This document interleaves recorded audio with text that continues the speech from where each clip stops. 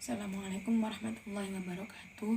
Nama saya Hiza Himatul Aliyah. Di sini saya akan menjelaskan tentang pengertian dari investasi. Investasi adalah komitmen sejumlah uang atau sumber daya lainnya yang dilakukan saat ini yang bertujuan untuk memperoleh kemanfaatan di kemudian hari.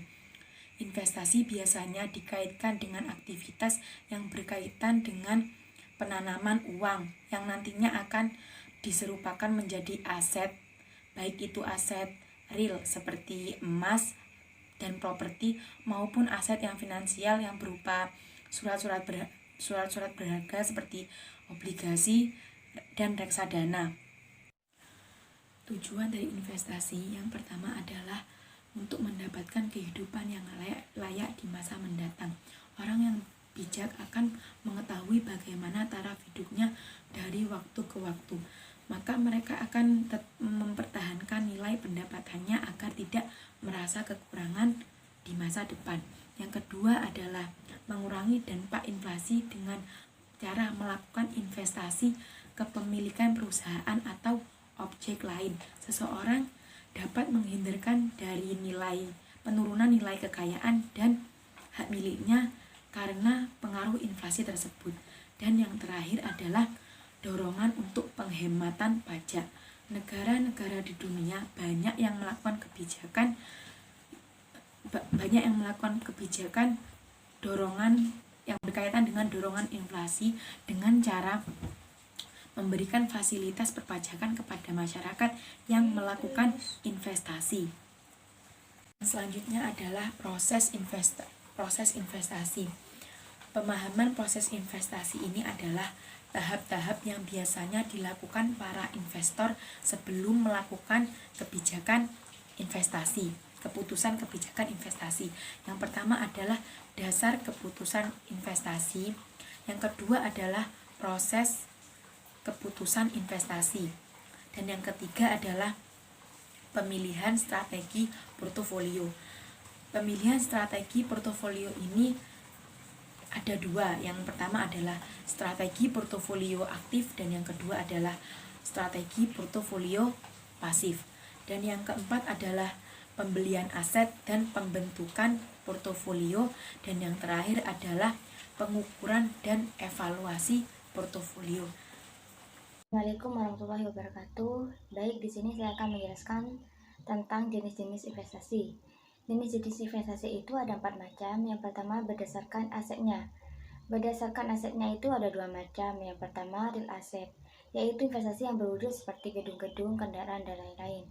Yang kedua financial asset, yaitu dokumen atau surat-surat klaim tidak langsung dari pemegangnya terhadap sebuah aktivitas real pihak yang menerbitkan sekuritas tersebut.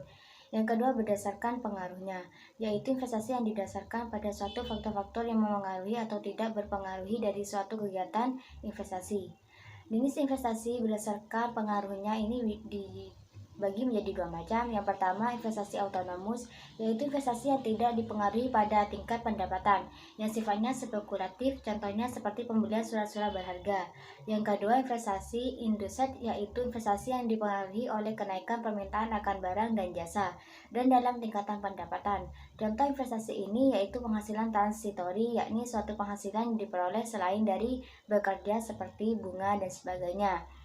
Yang ketiga berdasarkan pembiayaannya. Berdasarkan pembiayaannya merupakan investasi yang didasarkan pada sebuah asal-usul investasi yang diperoleh.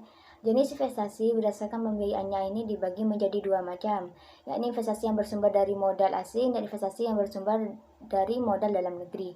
Yang keempat berdasarkan bentuknya. Jenis investasi yang berdasarkan bentuknya merupakan investasi yang didasarkan pada suatu cara menanamkan investasinya. Jenis investasi ini dibagi menjadi 2 juga. Yang pertama investasi portofolio, yaitu dilakukan melalui pasar modal dengan instrumen surat berharga, contohnya seperti pada saham dan obligasi.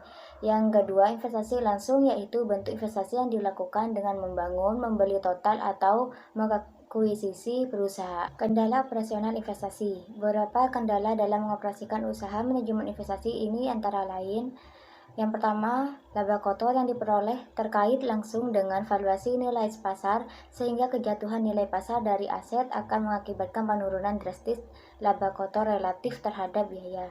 Yang kedua, sulitnya mempertahankan kerja pengelolaan investasi sehingga mencapai nilai di atas rata-rata, dan pelanggan biasanya menunjukkan sabarnya kurangnya saat ini kinerja investasi yang buruk. Yang ketiga, sebuah gaji manajer investasi yang sukses sangat mahal dan memiliki kemungkinan dibajak oleh pesaing. Yang keempat, pencapaian kinerja investasi atas rata-rata tergantung pada keunikan dari keahlian manajer investasi, tetapi pelanggan tidak pernah mengabaikannya dan hanya cukup melihat keberhasilan perusahaan yang menyebabkan filosofi dan disiplin internal.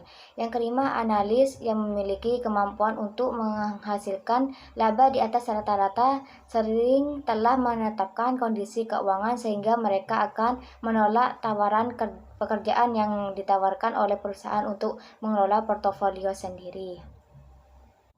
Sekian dari penjelasan saya. Terima kasih. Assalamualaikum warahmatullahi wabarakatuh. Perkenalkan, nama saya Siti Nurbaiti. Saya adalah pemateri ketiga kelompok 6 manajemen investasi yang akan menjelaskan tentang masalah dan solusi investasi. Investasi itu merupakan solusi finansial di masa depan, tetapi dari berjuta-juta penduduk Indonesia ini hanya kemungkinan 3-5% saja yang menggunakan investasi perorangan. Hal ini disebabkan karena ada beberapa masalah. Masalah apa saja? Masalah yang terjadi yang pertama yaitu keterbatasan modal. Nah, sebelum kita berinvestasi tentunya yang pertama adalah penyediaan modal. Nah, di sini orang takut akan berinvestasi karena menyangka kalau investasi itu menggunakan modal yang besar.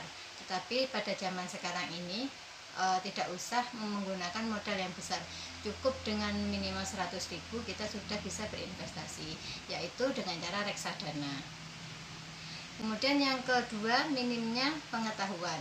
Nah, di sini tidak sedikit orang yang enggan berinvestasi karena minimnya pengetahuan. Padahal pada zaman modernisasi ini banyak forum-forum atau seperti Google atau seminar juga ada, bisa mencari ilmu dari investasi ini. Yang ketiga yaitu administrasi merepotkan. Nah, bila dulu mengurus administrasi itu sangat merepotkan, tetapi saat ini tidak demikian, karena hanya cukup membuka rekening, datang di banknya langsung, kemudian ke customer service-nya, terus mengutarakan tujuan Anda untuk berinvestasi, itu aja sudah bisa. Apalagi dengan adanya digital di sini, buka rekening aja sekarang sudah bisa online gitu. Kemudian lanjut ke materi selanjutnya yaitu industri manajemen investasi. Nah, industri manajemen investasi ini melibatkan begitu banyak pihak yang menunjukkan bagaimana kebutuhan kompleks industri ini. Nah, selain karyawan yang membawa pelanggannya datang ke pemasaran, ada juga petugas kepatuhan untuk memastikan kepatuhan terhadap semua peraturan yang berlaku. Kemudian ada audit internal, yaitu untuk mengaudit sistem internal dan berfungsi untuk melaksanakan fungsi kontrol internal tersebut. Kemudian ada keuangan untuk mencatat transaksi keuangan. Kemudian ada ahli komputer dan juga karyawan yang lainnya untuk mencatat setiap transaksi dan keuangan penilaian beribu-ribu pelanggan korporat. Mungkin itu saja penjelasan dari kelompok kami. Apabila ada penjelasan atau kata-kata yang salah, kami mohon maaf. Saya akhiri. Wassalamualaikum warahmatullahi wabarakatuh.